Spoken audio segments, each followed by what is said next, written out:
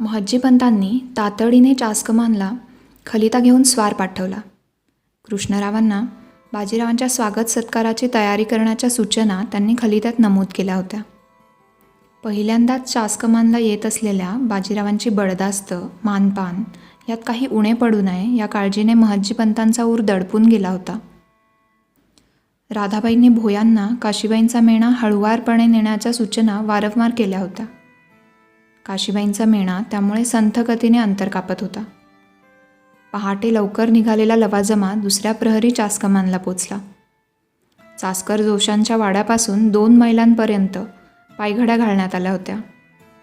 तुतारी चौघडे वाजल्यावर मेण्यात बसलेल्या काशीबाईंनी रस्त्याच्या दुतर्फा जमलेली गर्दी पडद्याआडून नजरेखालून घातली. मग मेण्याचे पडदे नीट केले. बाजीराव मात्र कृष्णरावांना पाहून घोड्यावरून पाय उतार झाले. कृष्णरावांसह भामनेर खोऱ्यातील पंचक्रोशीतल्या बड्या आसामी उपस्थित होत्या. साऱ्यांच्या पुष्पहारांचा हसतमुखाने स्वीकार करून बाजीराव कृष्णराव आणि महज्जीपंतांसोबत पायघड्यांवरून चालू लागले. चासकरांचा टोलेजंग वाडा नजरेत आला. वाड्यासमोर लोकांची प्रचंड गर्दी जमली होती. वाड्याच्या डावीकडे बाया बापड्यांची लांबच लांब रांग लागली होती. वाड्यासमोर येताच कृष्णराव म्हणाले, दौलतीचे पेशवे येणार ही वार्ता पंचक्रोशीत वाऱ्यासारखी पसरली. हे लोक सकाळपासूनच आपली भेट घेण्यासाठी रांगेत लागलेच श्रीमंत. वाड्याच्या प्रवेशद्वाराजवळ सुवासिनींनी बाजीरावांना ओवाळले. महज्जीपंतांसोबत आतल्या बैठकीवर बसत बाजीराव कृष्णरावांना म्हणाले, कृष्णराव, एकेकाला आत सोडा. महज्जीपंत अदबीने बाजीरावांना म्हणाले, हे मोठं वेळखाऊ काम. श्रीमंतांनी आधी भोजन करावं, विश्रांती घ्यावी. हे तर आमच्या आवडीचं काम पंत, बाजीराव म्हणाले. ते लोकही बराच वेळ ताटकळले असतील. महज्जीपंतांचा नाईलाज झाला. त्यानंतर एक एक करून रांगेतले इसम बाजीरावांसमोर हजर होत होते. त्यातले काही फिर्यादी होते, काहींना तक्रार करायची होती, काहींना सैन्य भरतीसाठी शिफारस करायची होती. काही केवळ बाजीराव पेशव्यांना पाहण्यासाठी 2 शब्द बोलण्यासाठी आले होते. अनेकांनी आपापल्या परीने बाजीरावांसाठी नजराणे आणले होते. काहीजण आपल्या तान्ह्या बाळाला बाजीरावांच्या पायावर घालण्यासाठी घेऊन आले होते. रयतेचं बाजीरावांवरचं प्रेम पाहून महज्जीपंत आणि शिवबाईंना आनंद झाला होता. मात्र भोजनासाठी सारेच खोळंबले होते. काशीबाईंचा मेणा वाड्यात पोहोचला. गर्दी टाळण्यासाठी वाड्याच्या मागील बाजूस मेणा घेऊन त्या पाय उतार झाल्या. शिवबाईंनी दहीभाताने ओवाळून काशीबाईंची दृष्ट काढली. पायावर पाणी घेऊन काशीबाई आपल्या दालनात आल्या. प्रवासाने थकलेल्या काशीबाईंना शिवबाई म्हणाल्या, जावई बापूंना आणि पर्यायाने आम्हा साऱ्यांनाच भोजनाच वेळ आहे, परंतु तुम्ही 2 घास खाऊन घ्या. या दिवसात इतका वेळ उपाशी राहणं बरं नाही. आपल्याला का वेळ आहे? काशीबाईंनी विचारले. शिवबाई म्हणाल्या, श्रीमंतांना भेटण्यासाठी सकाळपासूनच लोक रांगेत ताटकळत थांबलीत. त्यांना तिष्ठत ठेवणं बरं नाही म्हणून श्रीमंत एकेकाला भेटत आहेत, चौकशी करत आहेत. 1 प्रहर होत आला तरी रांग काही संपेच ना. बाजीराव चासकमान आणि भामनेरच्या लोकांशी काय बोलत आहेत हे पाहण्याकरता काशीबाई बैठकीजवळच्या सोप्यात आल्या. दाराजवळ उभ्या राहून त्या बैठकीतलं बोलणं कुतूहलानं ऐकू लागल्या. बाजीरावांनी विचारपूस केल्यावर त्यांच्यासमोर उभा असलेला इसम डोक्यावरचे मुंडासे सावरून म्हणाला, सरकार, माझं नाव प्रभाजी देशमुख. मी भामनेरच्या 12 बलुतेदारी बाजारपेठेचा प्रमुख. सरकारांकडे एक विनंती आहे. बोला, बाजीराव म्हणाले. बाजीरावांची संमती मिळताच प्रभाजी सांगू लागला, सरकार, या बाजारपेठेत हरहुन्नरी लोक आहेत. कलाकुसर करणारे कारागीर आहेत. कलासक्त व्यक्तींसाठी ही बाजारपेठ माहेरघरच आहे. मात्र पावसाळ्यात ही बाजारपेठ पाण्याखाली जाते. कारागिरांचे हाल होतात. तब्बल 4 महिने त्यांना उत्पन्नही मिळत नाही. सरकारांनी एखादी मोक्याची जागा बघून ही बाजारपेठ तिथे वसवण्याचं मनावर घेतलं तर साऱ्यांचंच कल्याण होईल. प्रभाजी देशमुखांची विनंती ऐकून साऱ्यांनी बाजीरावांकडे पाहिले. काही क्षण विचार करून लोडाला टेकून बसत बाजीरावांनी विचारले, पुणे चालेल? प्रभाजींची चर्या उजळली. खांदे वाकवून नम्रपणे ते म्हणाले, फार उपकार होतील सरकार. बाजीरावांनी एक खलिता लिहिला. त्याखाली सही करून मोहर लावली. तो खलिता प्रभाजींच्या हातात देत बाजीराव म्हणाले, हा खलिता पुण्याच्या सुभेदारच द्या. ते तुम्हाला पुण्यात पेठा बसवण्यास जागा करून देतील. प्रभाजींनी खलिता हातात घेतला. मग टाळी वाजवून दारात थांबलेल्या सेवकास बोलावले. सेवकाच्या हातात एक तबक होतं. तबकावरील रेशमी वस्त्र बाजूला सारून प्रभाजींनी ते तबक बाजीरावांसमोर धरलं. सरकारांनी ही लहानशी भेट स्वीकारावी, प्रभाजी म्हणाले. तबकात एक मोत्याचा कंठा आणि 2 कुंडलं होती. बाजीरावांनी उजवा हात तबकाला लावून भेट स्वीकारली. बाजीरावांचं लक्ष सोप्याच्या दारात उभ्या असलेल्या काशीबाईंकडे गेलं. अवघडलेल्या काशीबाईंना आपल्या प्रतीक्षेत उभं राहिलेलं पाहून बाजीरावांनी काम थांबवलं. कृष्णरावांना ते म्हणाले, कृष्णराव, बाहेरील मंडळींना निरोप द्या. पाडव्यापर्यंत आम्ही इथेच मुक्कामी आहोत. रोज माध्यान्हानंतर सवडीनं भेटीला यावं म्हणून सांगा. जशी आज्ञा, असे म्हणून कृष्णराव बाहेर गेले. बाजीराव पाडव्यापर्यंत मुक्कामी आहेत हे समजल्यावर वाड्याबाहेरील गर्दी ओसरली. लोक पांगले. भोजनानंतर बाजीराव काशीबाईंच्या दालनात आले. काशीबाईंनी बाजीरावांना परसातील बाग आग्रहाने दाखवली होती. स्वहस्ते लावलेल्या वृक्षकदलींबद्दल भरभरून सांगितले होते. बाजीराव विस्मयाने काशीबाईंच्या चर्येकडे पाहत होते.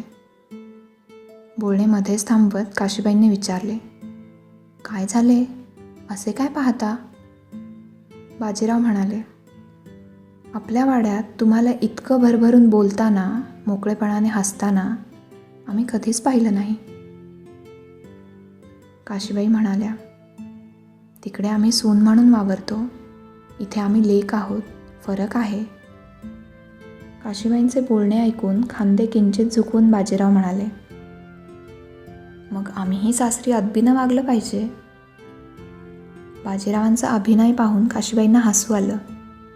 नकारार्थी मान हलवून त्या म्हणाल्या, आपण कुठेही गेलात तरी आधी आपण श्रीमंतच आहात. आता हेच पहा ना, ज्या बाजारपेठेत किरकोळ खरेदीसाठी आम्हाला निरोप पाठवावा लागत असे, जवाहिरांची, विक्रेत्यांची 4-4 दिवस प्रतीक्षा करावी लागत असे, त्याच बाजारपेठेचा प्रमुख आपणास भेटण्यासाठी रांगेत तिष्ठत उभा होता. बाजीराव काशीबाईंकडे पाहून हसले.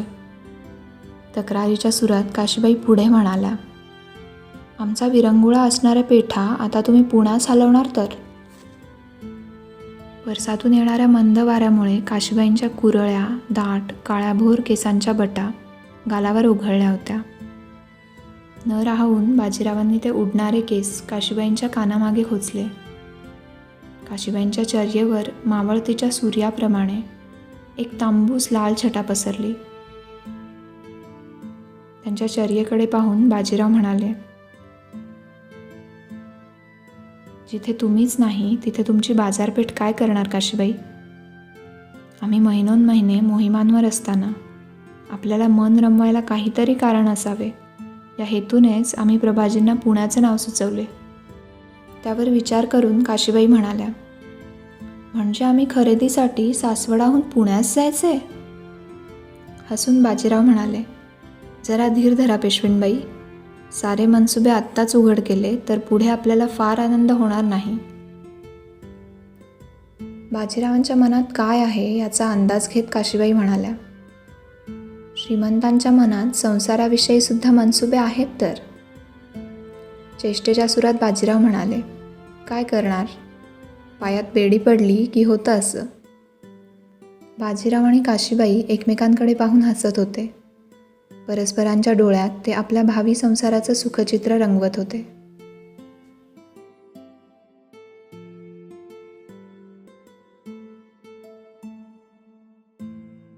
काशीबाईंचा रात्री उशिरा डोळा लागला. सकाळी त्यांना जाग आली तेव्हा सूर्योदय झाला होता. लगबगीने स्नान आटोपून त्या मुतपाकखान्यात आल्या. त्यांच्या हातावर प्रसाद ठेवत शिवबाई म्हणाल्या, हा घ्या, भीमाशंकराचा प्रसाद. जावई बापू पहाटेच जाऊन आले भीमाशंकर ज्योतिर्लिंगाला. जाऊन आले सुद्धा? काशीबाईंनी तोंडातला प्रसाद संपत विचारले. ते नेहमीच्या सवयीप्रमाणे रपेटीवर निघाले होते. कृष्णरावांनी त्यांना ज्योतिर्लिंगाबद्दल सांगितले. मग दोघेही जाऊन भीमाशंकराला अभिषेकही करून आले. गाल फुगवून काशीबाई म्हणाल्या, आम्ही मात्र ऐन दिवाळीत सूर्योदयानंतर उठलो. समजुतीच्या सुरात शिवबाई म्हणाल्या, या दिवसात व्हायचंच असं, एवढं काय मनाला लावून घ्यायचं ते. बरं मग आता कुठे आहेत सारे? शिवबाईंची नजर टाळत काशीबाई म्हणाल्या. सारे की जावई बापू? शिवबाई चेष्टेने म्हणाल्या. काशीबाई लाजल्या. जावई बापू आपल्या तीर्थरूपांसोबत कल्याण भिवंडी परगणाला भेट देण्यासाठी गेले आहेत. ते आता उद्याच येतील. काशीबाईंचा चेहरा काहीसा हिरमुसला. ते पाहून शिवबाई म्हणाल्या, दौलतीच्या कामातून एका क्षणाचीही उसंत घेत नाहीत ते. मात्र त्याचा शिणही कधी त्यांच्या चर्येवर दिसत नाही. एवढे व्यस्त असूनही आपली सतत आठवण असते त्यांना.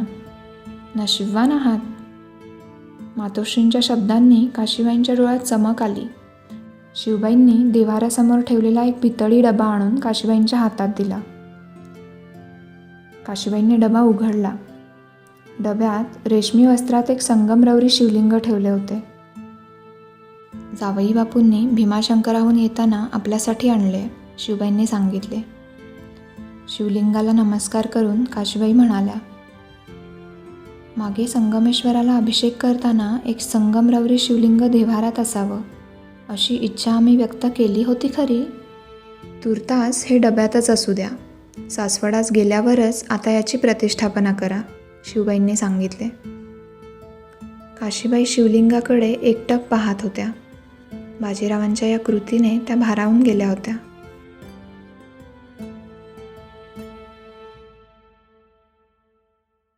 कल्याण परगण्याहून बाजीराव दुसऱ्या दिवशी चासगावात परतले. याचकांच्या भेटीगाठी झाल्यावर बाजीराव परसात झोपाळ्यावर बसलेल्या काशीबाईंजवळ आले. झाल्या सरांच्या भेटी? काशीबाईंनी विचारले. झोपाळ्यावर बसत बाजीराव म्हणाले, आज आम्ही दत्तात्रय पंत नावाच्या भामनेरच्या एका इसमास अष्टाठाणावर कारकून म्हणून नेमलंय. त्या इसमाकडूनच आम्हाला हेही समजलं की त्यांची पत्नी म्हणजे तुमची लग्नापूर्वीची खास मैत्रीण होती. गोदावरी नाव तिचं. काशीबाईंच्या कपाळावर आठी पडली. त्यांनी ही ओळख नेमणूक होण्याच्या आधी सांगितली की नंतर? काशीबाईंनी खोचकपणे विचारले. त्याने काय फरक पडतो काशी? बाजीरावांनी गंभीरपणे विचारले. आम्हाला पडतो. बाजीरावांची नजर टाळून दुसरीकडे पाहत काशीबाई म्हणाल्या, आमच्या करवी आपल्याकडे कोणी शिफारस केलेली आम्हास आवडणार नाही. जिथे नात्याचा वापर व्यवहारासाठी सुरू होतो तिथे नात्यातील ओलावा संपायला सुरुवात होते. खूप मोठी गल्लत करत आहात काशीबाई, बाजीराव म्हणाले.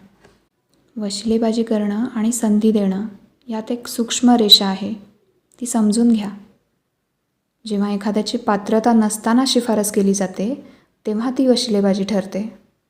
आम्ही दत्तात्रय पंतांना दिली ती संधी. ते या पदासाठी पूर्णपणे पात्र होते.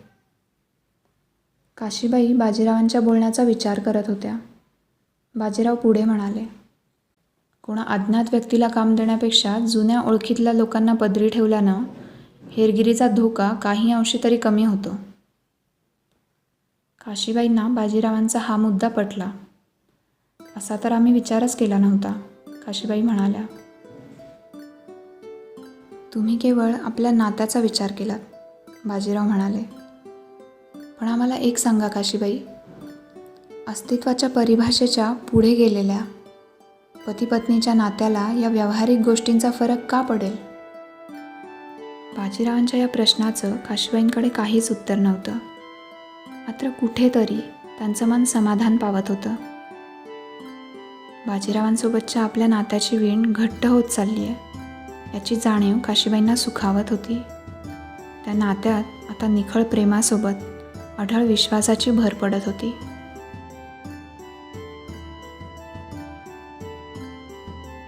रात्रीच्या भोजनानंतर बाजीराव काशीबाईंच्या दालनात आले. काशीबाई, उद्या पाडवा. तुम्ही ओवाळलत की आम्ही साताऱ्याला प्रस्थान करू. काशीबाई मंचकावरून उठल्या. त्यांच्या हातात एक खलिता होता. तो बाजीरावांसमोर धरत काशीबाई म्हणाल्या, मागील वर्षी पाडव्याला आपला हा खलिता आम्ही कैक वेळा वाचला. यापेक्षा सुंदर पाडवा भेट असूच शकत नाही. भावविभोर झालेल्या काशीबाईंना बाजीराव म्हणाले, असं काय बोलता काशीबाई? यापेक्षा कैक पटींनी सुंदर पाडवा भेट आम्ही आधीच आपल्याला दिली आहे. क्षणभर विचार करून काशीबाई लाजल्या. आधीच लाजेने चूर झालेल्या काशीबाईंना बाजीराव पुढे म्हणाले, आम्ही भीमाशंकराहून आणलेल्या संगमरवरी शिवलिंगाबद्दल बोलत होतो. आपण काय समजलात? बाजीरावांचे मिश्किल बोलणे ऐकून काशीबाई पाठमोऱ्या वळल्या. दालनाबाहेर जात असताना त्यांच्या कानावर बाजीरावांचे शब्द पडले, काशीबाई, जरा सावकाश, आमच्या भेटीत जपा.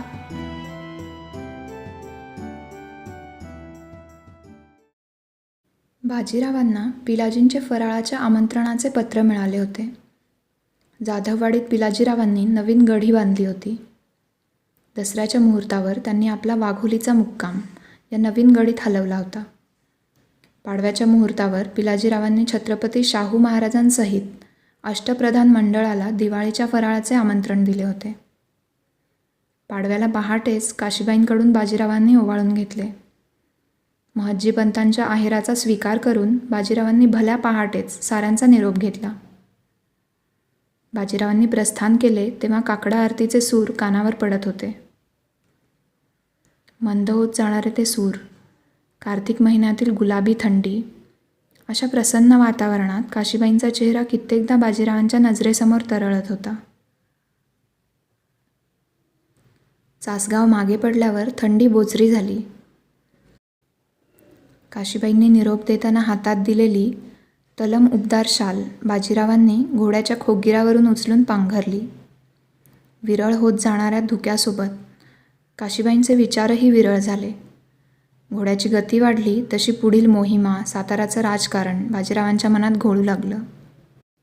सकाळच्या प्रहरीच बाजीराव जाधववाडीला पोचले. पिलाजीरावांचा आणि बाळाजीपंतांचा जुना घरोबा होता. पिलाजीरावांचे पुत्र सटवोजी, जोत्याजी, चांगोजी यांचे बाजीराव आणि चिमाजी अप्पांसोबत बालपणापासूनचे सख्य होते. बाजीराव जाधवांच्या गडीजवळ पायउतार झाले. दरबारातील अष्टप्रधान मंडळ शाहू महाराजांसोबत गडीवर आधीच पोहोचले होते. पिलाजींचे ज्येष्ठ पुत्र सटवोजी बाजीरावांची प्रतीक्षा करत प्रवेशद्वारात उभे होते. सटवोजींनी बाजीरावांना प्रेमाने आलिंगन दिले. मग बाजीरावांना ते गढीच्या आत घेऊन गेले. जाधवांची गढी भव्य होती. दरवाजातून प्रवेश केल्यावर रेखीव सागवानी खांब आणि तुळ्या यावर भक्कमपणे उभ्या असलेल्या रखवालदाराच्या चौक्या नजरेत भरत होत्या. 2 सोप्या असलेल्या चौसोपी वाड्यात साऱ्या दरबारी मंडळींच्या बैठकीची व्यवस्था केली होती. छत्रपतींच्या उजवीकडील आसन बाजीरावांसाठी राखून ठेवण्यात आले होते. या बाजीराव, छत्रपती म्हणाले. छत्रपतींना मुजरा करून शेला डाव्या हातावर घेऊन बाजीराव स्थानापन्न झाले.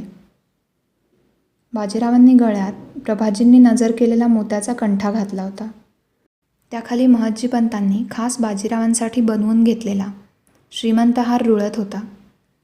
सोन्याचे तासलेले भरीव मणी असलेला हा 3 पदरी हार साऱ्यांचे लक्ष वेधून घेत होता. राऊंडची पहिली दिवाळी जोरात दिसते, शाहू महाराज चेष्टेने म्हणाले. बाजीराव हसले. इतक्यात बैठकीत चिमाजीही बसलेले बाजीरावांना दिसले. अष्टप्रधान मंडळाखेरीज चिमाजी आणि चंद्ररावही या मोक्यास उपस्थित होते. आतून पक्वान्नांची ताटं आली तसा भोजनाला आणि चर्चेला रंग चढला. पिलाजीरावांनी दरबारी मंडळींसोबत पंगत केली होती. सटवोजी आणि जोत्याजी साऱ्यांच्या भोजनाचा समाचार घेत होते. बोलता बोलता शाहू महाराज बाजीरावांना म्हणाले, राऊ, तावळे डिग्रज मोहीम सुरू करण्यास थोडा विलंब आहे. तोपर्यंत निवांत वेळ आहे तर कधीतरी शिकारीवर जाऊया. छत्रपतींची इच्छा होईल तेव्हा आज्ञा करावी. आम्ही तयारच आहोत, बाजीराव म्हणाले. छत्रपती शाहू महाराजांचा बाजीरावांवरचा लोभ ज्यांना आवडत नसे त्यात चंद्ररावही एक होता. शाहू महाराजांनी अष्टप्रधान मंडळाला बाजीराव येईपर्यंत तिष्ठत ठेवल्याने चंद्ररावाच्या संतापाचा कडेलोट झाला होता. बाजीरावांनी शाहू महाराजांचा शिकारीचा प्रस्ताव स्वीकारल्यावर चंद्रराव खोचकपणे म्हणाला, सांभाळून शिकार करा बाजीराव, हरणाचा तंटा पुन्हा व्हायला नको. चंद्ररावाचे हे खोचक बोलणे श्रीपतराव आणि दाभाड्यांखेरीज कोणालाही रुचले नाही. यजमान असलेले पिलाजीराव मध्यस्थी करत म्हणाले, सणासुदीला त्या आगळिकीच्या आठवणी कशाबाई काढता चंद्रराव. बाजीरावांची मनस्थिती पहाटेपासून प्रसन्न होती. चंद्ररावाकडे ते स्थिर नजरेने पाहत होते. बाजीराव काहीच बोलत नाहीत हे पाहून चंद्ररावाला जोर चढला. मिशांवर पालथी मूठ फिरवून तो म्हणाला, आठवतंय नवं पांडवगडचा मुक्काम. बाजीरावांचा पारा आता मात्र चढू लागला. चंद्ररावाला थोपवण्यासाठी शाहू महाराज म्हणाले, भूतकाळात कशाला रमता चंद्रराव. बाजीरावांची उमर तेव्हा केवळ 11 वर्ष होती. ते लहान होते. बाळाजींच्या बेसावत छावणीवर चंद्ररावाने हरणाच्या तंट्यामुळे आक्रमण केले होते. बाजीराव लहान असल्याने धोका न पत्करता बाळाजींनी चंद्ररावाला पाठ दाखवून पांडवगडच्या गुहेत आश्रय घेतला होता. त्या आठवणींनी बाजीरावांचा चंद्रसेनाबद्दलचा संताप उफाळून आला. चंद्ररावाच्या नजरेला नजर देत ते म्हणाले, तेव्हा लहान होतो, पण आता नाही. हिंमत असेल तर म्यानातली ती तलवार आत्ता आमच्यापुढे एकदा उपसून दाखव. बाजीरावांनी केलेल्या आव्हानासोबतच प्रसंगाचं गांभीर्य चंद्ररावाच्या ध्यानात आलं. त्याने घेतलेल्या मद्याची धुंदी खाडकन उतरली. तलवारीच्या मुठीवर हात ठेवून चंद्रराव विचार करण्याचा प्रयत्न करू लागला. आपण अविचाराने तलवार उपसली तर यशवंतरावाप्रमाणे हा बाजीराव आपलाही मुर्दा पाडेल असे ध्यानात येताच चंद्रराव भरल्या ताटावरून उठून निघून गेला. चंद्ररावाच्या जाण्याने बैठकीतला ताण एकदम निवळला. पिलाजीराव साऱ्यांना उद्देशून म्हणाले, घडल्या प्रसंगाबद्दल क्षमा असावी. आपण साऱ्यांनी भोजन पूर्ण करावं. तुम्ही कशाला शर्मिंदा होता पिलाजीराव. चंद्रराव त्याच्या कर्माने गेला. आज ना उद्या या गैरवर्तनाची शिक्षा त्याला होईलच. शाहू महाराजांच्या या बोलण्याने पिलाजीरावांना समाधान वाटले. विडे दिल्यानंतर सारेजण गडीच्या बाहेर आले. बाजीराव जोत्याजी आणि चांगोजींसोबत बोलत असताना पिलाजीरावांच्या पत्नी मोहीबाई तिथे आल्या. मातोश्री राधाबाईंच्या तब्येतीची विचारपूस करून त्या म्हणाल्या, आता पुढच्या वेळी काशीबाईंनाही घेऊन या आठवणीने. बाजीरावांनी आमंत्रण स्वीकारले. पिलाजीरावांच्या कुटुंबाचा निरोप घेऊन सारेजण साताऱ्यास परतले.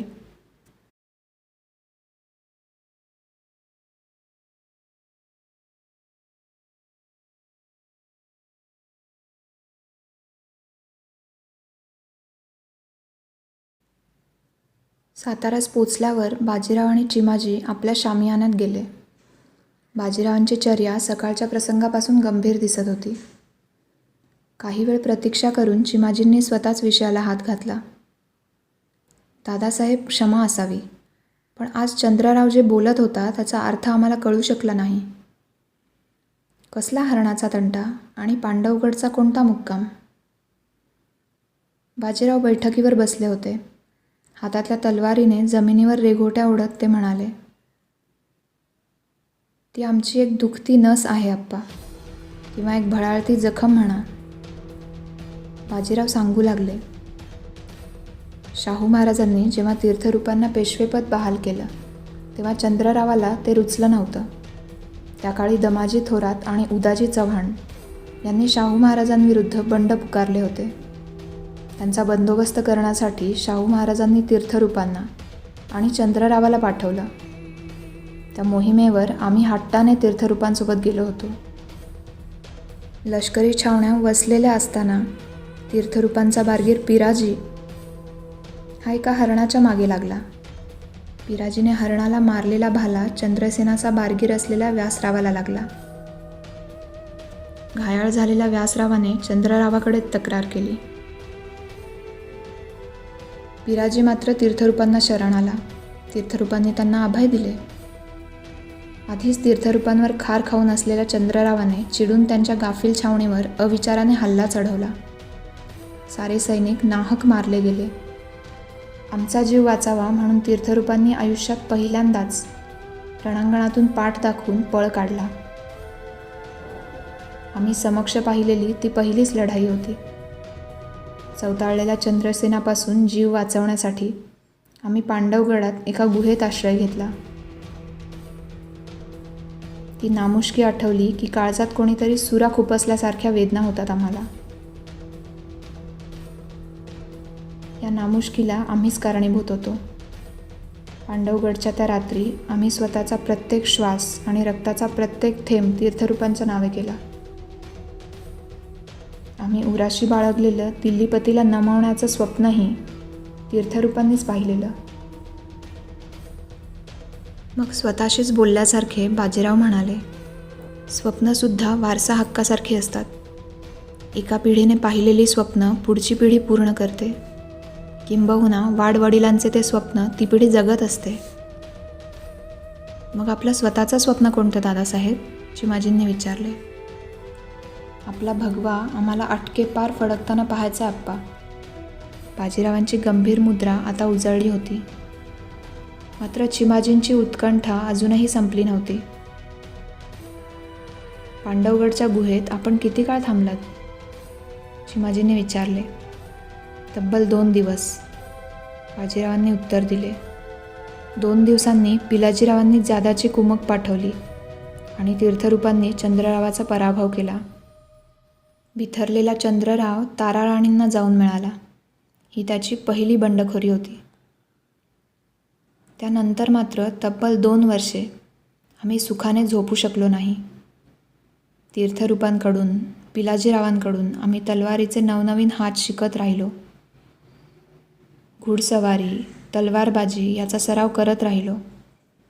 त्यानंतरचं सारं तुम्हाला ज्ञातच आहे. बाजीराव आणि चिमाजींचे हे बोलणे चालू असतानाच स्वार आला. स्वारानं वर्दी दिली. श्रीमंतांना महाराजांनी आपल्या महाली बोलावलंय. चंद्रराव कोल्हापूरकरांना जाऊन मिळाला अशी खबर आहे.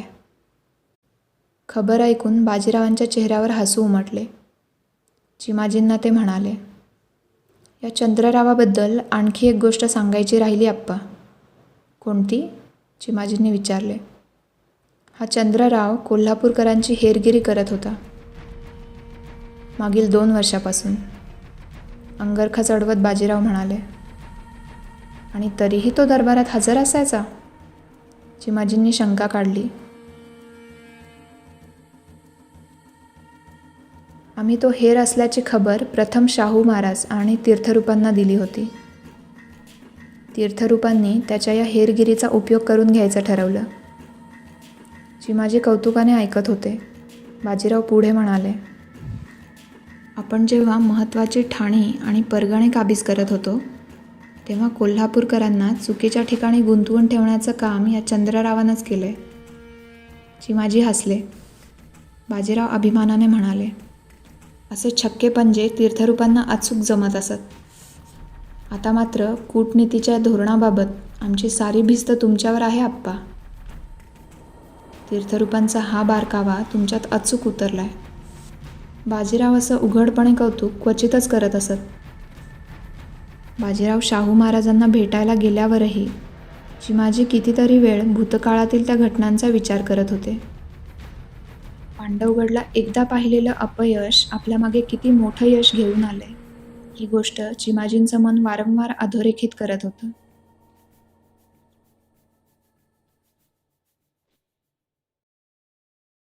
चंद्रराव कोल्हापूरकरांकडे परत जाऊन आता 2 महिन्याचा काळ लोटला होता. बाजीराव शाहू महाराज आणि पिलाजीरावांच्यासह 2दा शिकारीवरही जाऊन आले होते. यापुढे स्वराज्याचा योजनाबद्ध तऱ्हेने विस्तार कसा करता येईल यावर सातारा दरबारात रोज खलबतं होत होती. बाजीरावांची तावडे डिग्रज मोहीम तोंडावर होती. एके दिवशी दरबार सुरू असताना बाजीरावांचा एक स्वार धावतच दरबारात आला. धावत पळत आल्याने तो धाबा टाकत होता. जवळ परवाना असल्याने त्याला कोणी अडवलेही नव्हते. बाजीराव छत्रपतींच्या सिंहासनाच्या उजवीकडे उभे होते. स्वार कोणती महत्वाची बातमी सांगणार याकडे साऱ्यांचे लक्ष लागले होते. स्वाराने काही क्षण थांबून ऊर भरून श्वास घेतला. शाहू महाराजांना मुजरा करून त्याने एका दमात सांगून टाकले, महर्षीपंत चासकरांचा निरोप आहे. बाजीरावांना आज पहाटे पुत्ररत्नाची प्राप्ती झाली. खाजगीत सांगायची खबर दरबारात येऊन सांगितल्याने बाजीरावांनी स्वाराकडे एक भेदक कटाक्ष टाकला. साऱ्या दरबारावर एक नजर फिरवून बाजीरावांनी छत्रपतींकडे पाहिलं. छत्रपतींसह साऱ्यांची मुद्रा हसरी बनली होती. छत्रपती शाहू महाराजांनी साऱ्यांच्या आनंदाला वाचा फोडली. हातातलं सोन्याचं कड स्वाराकडे भिरकावून ते म्हणाले, ही तर मोठी आनंदाची आणि अभिमानाची बातमी आहे. या प्रसंगी बाळाजी पंतच आपल्यात परत आले अशी आमची भावना आहे. नारोराम, आज खाशा मेजवानीचे आयोजन करा. तुर्तास साऱ्यांना साखऱ्या वाटा. बाजीराव शाहू महाराजांकडे पाहत होते. असा राजा खरोखरच भाग्यवंतांच्याच नशिबी असतो अशी त्यांची भावना होती. शाहू महाराजांच्या आज्ञेनुसार दरबारात साखऱ्या वाटल्या गेल्या. हेवे दावे विसरून साऱ्यांनी बाजीरावांचे, चिमाजींचे अभिनंदन केले. चिमाजी, अंबाजी पंत, पिलाजीराव, राणोजी यांच्या आनंदाला पारावार नव्हता. दरबारानंतर मेजवानी दरम्यान छत्रपती शाहू महाराज बाजीरावांना म्हणाले, बाजीराव, मोहीम काहीशी पुढे ढकला. धाकट्या पेशव्यांना तुम्ही पाहून या. नकारार्थी मान हलवत बाजीराव म्हणाले, मातोश्रींची तशी आज्ञा झाल्याशिवाय आम्हाला जाणं व्हायचं नाही. आम्ही उद्याच डिग्रजला प्रस्थान करू. तुमची नजर आणि जुबान आगळीक करतेय बाजीराव, शाहू महाराज चेष्टेने म्हणाले. बाजीराव हसले. मात्र शाहू महाराजांचं बोलणं तंतोतंत खरं होतं. बातमी मिळाल्यापासून बाजीरावांचं मन कित्येकदा चासकमानला काशीबाईंकडे जाऊन आलं होतं.